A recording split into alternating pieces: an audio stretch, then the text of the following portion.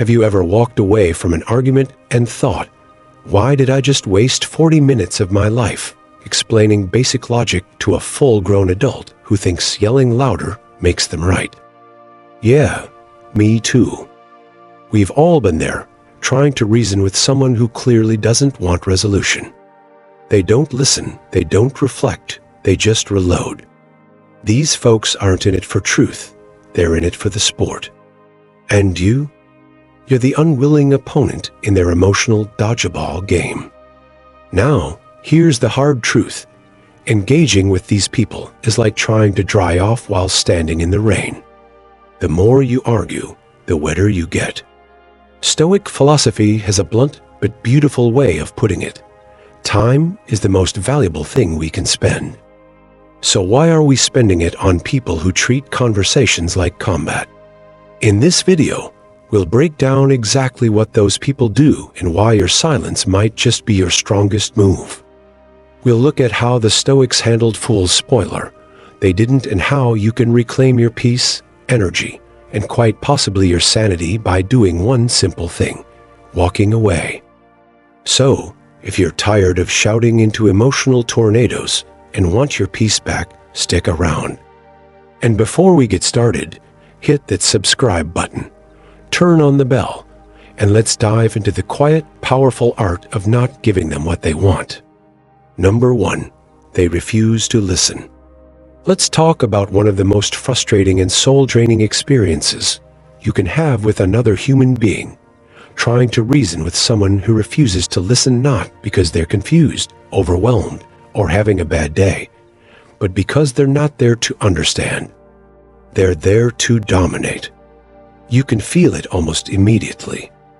You're speaking from a place of logic, honesty, maybe even vulnerability, and they twist your words like pretzels, interrupt you mid-thought, and act like their volume or clever comebacks prove something. But here's what they're really showing you. They're not looking for truth, they're looking for victory. And in that moment, you're not in a conversation, you're in a contest you never signed up for. I used to waste hours, days, even on people like that. One person in particular comes to mind. A family friend I'll call Steve. Every time we spoke, even casually, he'd find a way to correct me, whether it was politics, personal decisions, or the way I made my coffee. He always had to be right. One day, after a tense back and forth about something completely irrelevant, I realized something crucial. He wasn't listening to me. He was listening for an opportunity to score a point. I remember walking away from the conversation feeling not just annoyed, but actually smaller, like my energy had been siphoned off by someone who needed to win more than they needed to connect. And it hit me. This wasn't a debate. This was theft of my time, my peace, my focus. This is where Stoicism, in all its quiet wisdom, walks in like an old friend and gently says, you don't have to play this game. Zeno said, better to trip with the feet than with the tongue. And I finally understood it. When you argue with someone who has no intention of listening, you risk more than your words. You risk your composure. You lose bits of your inner stability trying to justify yourself to someone who already decided you're wrong. The Stoic way is not passive, it's intentional. It means recognizing when a conversation is no longer a dialogue, but a performance, and having the strength to leave the stage. It's knowing your peace of mind is far too valuable to be sacrificed on the altar of someone else's ego. So, the next time you find yourself in a battle disguised as a discussion, ask yourself, is this person seeking clarity or control? And if it's the latter, step back, not in defeat, but in dignity. Because silence, when paired with self-respect, is louder than any argument you'll ever win. Number 2, they twist your words. Let's talk about one of the most frustrating and frankly manipulative tactics people use when they realize they can't win a fair argument: twisting your words. Instead of engaging with what you actually said, they distort it. They exaggerate, they take it out of context, or worse, they completely reshape your meaning to fit a narrative that serves their agenda. It's a subtle form of control, not an effort to understand you, but a calculated move to undermine you. And the worst part, if you're not careful, you'll get pulled into their game, wasting your energy trying to correct a version of reality that never existed in the first place. This tactic isn't about truth, it's about control. When someone twists your words, they're not seeking dialogue, they're seeking dominance. They weaponize your own statements, not because they misunderstood, but because it's easier to attack a distortion than confront the actual point. They thrive on creating confusion, turning clear communication into chaos so they can gain the upper hand. And the more you defend yourself, the deeper you sink into their trap. Every clarification becomes more material for misinterpretation. Every attempt to be understood just gives them more to manipulate. Arguing with someone like that is like shouting into a hall of mirrors. Everything you say is thrown back at you in a warped reflection, and the more you protest, the more distorted the reflection becomes. It's exhausting, it's disorienting, and most of all, it's unnecessary. This is where Stoicism draws a clear line. The Stoics knew that truth doesn't need to be shouted, and it certainly doesn't need to be defended to those committed to misunderstanding it. Plato once said, "A wise man speaks because he has something to say, a fool because he has to say something." That wisdom teaches us that silence in the right moment is not weakness, it's strength. When someone twists your words, the most powerful response isn't a louder defense. It's non-engagement, not out of fear, but out of clarity. You're not there to win a distorted game. You're there to protect your peace. Stoic wisdom reminds us, if someone is committed to misinterpreting you, it's not your job to correct them. It's your responsibility to walk away with your dignity intact. The truth doesn't need to beg to be believed, and it certainly doesn't need to wrestle in the mud to prove itself. Let your silence say what words no longer need to. Number 3, they argue from emotion, not reason. Let's talk about one of the most emotionally manipulative and downright unproductive tactics people use when they know they can't win with logic, arguing from emotion instead of reason. You've likely seen it before. When the facts don't favor them, they pivot. Suddenly, it's not about what's true, it's about how offended they are. They raise their voice, exaggerate small mistakes, shift the blame, and play the victim not to find resolution, but to provoke a reaction. Because if they can get you emotional, they control the room. It's no longer a conversation, it's a performance. And the moment you react, they've won. There was a case a few years ago involving 2 longtime business partners in a small consulting firm. One of them, let's call him Mark, discovered financial inconsistencies, missing invoices, altered expense reports. When he brought it up in a private meeting with his co-founder, Daniel, something strange happened. Daniel didn't deny it, at least not directly. Instead, he shifted into a highly emotional outburst. He accused Mark of betrayal, claimed he was being unfairly targeted, and even broke down in tears mid-sentence. It wasn't an admission. It wasn't a defense. It was a deliberate effort to drown the issue in emotion. Mark left that meeting feeling confused, even guilty, questioning whether he'd been too harsh. That's how powerful emotional manipulation can be. It derails the truth by shifting the spotlight. This is exactly what Stoic philosophy warns us about. Epictetus once said, "He who angers you conquers you." When you allow someone else to dictate your emotional state, you give them the upper hand, not because their argument is better, but because you've surrendered your inner balance. The Stoics believe that maintaining composure in the face of emotional chaos is not just wise, it's essential. Because once you lose your calm, you lose your clarity. And when clarity is gone, so is your control. What Mark eventually realized was that he didn't need to argue back or match Daniel's emotional outbursts. Instead, he documented everything, stayed calm, and let the facts speak louder than the theatrics. In the end, Daniel's performance unraveled on its own, because emotions, no matter how dramatic, can't cover up the truth forever. So, when you find yourself in the presence of someone using emotion to cloud the issue, don't get pulled in. Stay grounded. Let your calm be louder than their chaos. Because the moment you stop feeding the fire, the show ends, and the truth stands alone.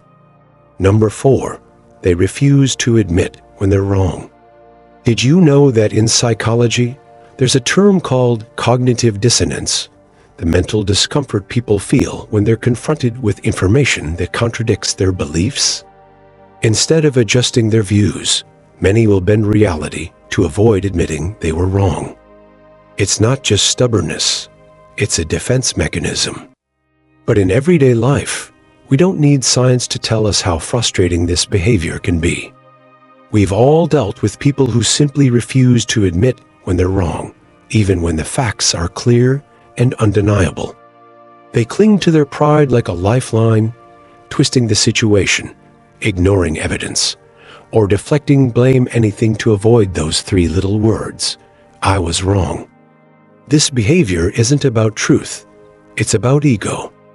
For some, admitting fault feels like a loss of power, as if saying, "I messed up," somehow makes them smaller. But in reality, it's the opposite. As long as they keep fighting the truth, they're not protecting strength, they're exposing weakness. Pride prevents growth. When someone refuses to acknowledge their mistakes, they close the door on learning, improvement, and connection. What you're left with is not a dialogue, but a dead end. You're not collaborating, you're circling the same point, while they build emotional walls higher and higher. Imagine standing in front of a locked door with the key in your hand. You try to explain it's locked, and you can help, but the other person insists the door is already open. They push, they pull, they argue anything but accept the truth that's right in front of them. That's what it's like trying to reason with someone who refuses to admit their fault. No matter how clearly you present the solution, they can't accept it, not because it isn't true, but because their pride won't let them. This is where Stoic wisdom becomes not only helpful, but essential. Epictetus said, "It is impossible to learn what one thinks they already know." When a person sees themselves as always right, they close off any path to growth. The Stoic doesn't try to force understanding where it won't grow. Instead, they choose clarity over conflict. You don't need to fight someone's denial to validate your truth. So, when you meet someone trapped in pride, don't waste your energy in endless correction. Share the truth calmly once and let it go. Their refusal to grow is not your responsibility. Your peace, your progress, your path forward, that's what matters. While they stay stuck behind their locked door, you've already stepped through yours. Number 5, they keep moving the goalposts. Let's talk about one of the most exhausting mind games people play in conversations: moving the goalposts. This tactic can make any discussion feel endless, and no matter how rational, prepared, or calm you are, it leaves you feeling like you're constantly behind, never quite getting anywhere. These people aren't there to exchange ideas. They're not curious. They're not searching for the truth. They're playing a game. The moment you provide a reasonable answer, they change the question. The second you back up your point with evidence, they introduce a brand new issue that was never part of the original conversation. What they want isn't clarity, it's control. When someone moves the goalposts, they're not trying to resolve anything, they're trying to wear you down. You might think you're in a conversation, but you're actually trapped in a loop, running toward a finish line they'll never let you reach. It's like chasing a shadow. The harder you try to catch it, the faster it slips away. You think, if I just explain it this way, maybe they'll finally understand. But they won't, because their goal isn't understanding, it's keeping you off balance. And here's where Stoic wisdom becomes the voice of reason in the chaos. Seneca once said, "The wise man is not swayed by the opinions of fools." That's not arrogance, it's clarity. A wise person doesn't keep chasing moving targets. They don't waste energy proving themselves to people who are committed to misunderstanding. Stoicism teaches that peace of mind is more valuable than winning an argument designed to go nowhere. You don't prove strength by staying in a game that's rigged. You prove it by walking away. The best response when you recognize the pattern is not another counterpoint. It's not more proof. It's awareness. When the conversation begins to feel like a maze with no exit, you don't need to solve it. You need to leave it not in anger, not in defeat, but in power. Because your time, your focus, and your energy are too valuable to be wasted on endless debates built on shifting ground. The truth doesn't need to chase approval. It doesn't need to win a game. It just needs to be known by the person who holds it. So, next time someone keeps shifting the rules, remember, you don't need to keep up. You only need to step out. That's not losing. It's choosing your peace over their game. Number 6, they attack you, not your argument. When someone tries to pull you into their chaos, remain rooted in your peace. Let's talk about one of the most corrosive tactics that can instantly turn any meaningful conversation into a battlefield. When someone attacks you instead of your argument. It's a shift that often happens fast, and it's almost always intentional. The moment they realize they can't out-reason you, they pivot. Suddenly, it's not about the idea anymore. It's about your character, your background, your tone, even your intelligence. They stop engaging with your point and start trying to tear you down. Why? Because when someone can't win with facts, they try to win by making you feel inferior. And when you react emotionally, they think they've won. This behavior reveals far more about them than it does about you. Resorting to insults or mockery is the weapon of someone who's out of ideas. It's a clear signal that the person isn't there to seek understanding. They're there to dominate. And once you're pulled into defending yourself, the original conversation is lost. It's not about logic or truth anymore. It becomes a performance built on ego and emotion, where the loudest voice, not the clearest one, gets the last word. There was a political roundtable not long ago that captured this perfectly. One speaker calmly laid out a nuanced argument on healthcare reform, citing numbers, policies, and case studies. The opposing guest, clearly cornered by the data, didn't respond with facts. Instead, they launched into a personal critique, questioning the speaker's credibility, mocking their background, and implying they were too out of touch to understand the issue. But the speaker didn't engage, no raised voice, no defensive scramble. Just a quiet pause, a nod, and a return to the core argument. That restraint, the refusal to entertain the insult, stripped the attack of its power. The audience could see exactly who lost control. This is what Stoicism teaches us in practice. Marcus Aurelius wrote, "The best answer to anger is silence." That silence isn't weakness, it's a decision. It's the wisdom to know that not every attack deserves your energy. When someone lashes out, they want your reaction. Your calmness denies them that satisfaction. It shows that your self-worth isn't up for debate, and that their insults are nothing more than noise in the wind. So, next time you're faced with personal attacks disguised as debate, don't fight fire with fire. Fight it with stillness. That's not retreating, that's rising above. Because in the end, it's not the insult that defines you, it's your response. Number 7, they argue just to waste your time. Time is the most valuable thing a man can spend. Theophrastus. There's a particular kind of person who doesn't argue to solve problems or reach understanding. They argue simply to keep you tangled in their chaos. These individuals don't care about truth, clarity, or compromise. They aren't trying to uncover insight or reach resolution. No, their real aim is something far pettier: to waste your time. They nitpick, derail, twist your words, and drag the conversation down rabbit holes, not because they want an answer, but because they want your attention. For them, conflict is entertainment. Your frustration is their fuel. It's not always easy to spot at first. They may start with a seemingly genuine question or disagreement. You respond kindly, thinking you're engaging in a healthy debate. But as the conversation stretches on, you realize you're going nowhere. You answer one point, and they bring up something else entirely. You clarify, and they intentionally misinterpret.